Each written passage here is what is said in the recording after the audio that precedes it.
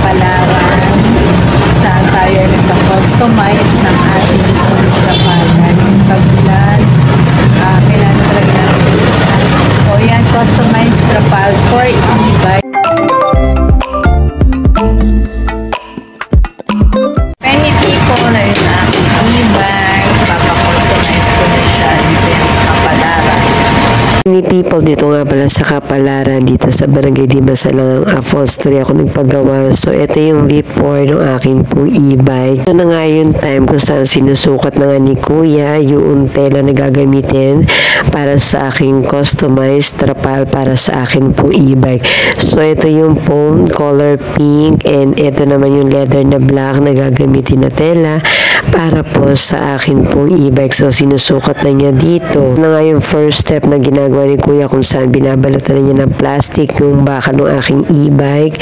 Ito yung sinusukat na rin yan yung tela na gagamitin na kulay black. Double ng pink, may double din ng white. So, ito yung pink. Ayan. Tapos, pagpapatong-patungin. Yan siya. Tapos, tatahin niya.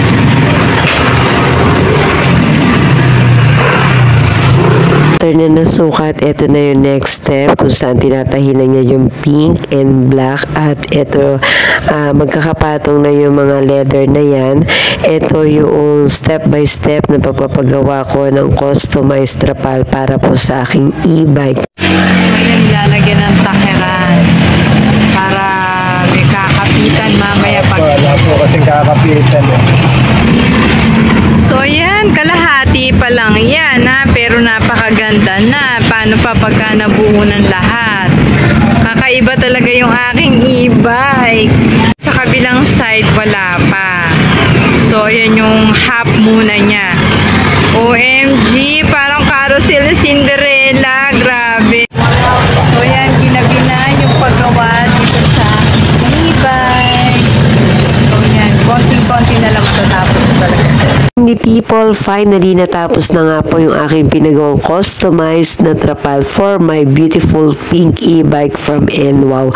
At talaga naman pong grabe, dito pa kami talaga sa Freedom Park nagpunta.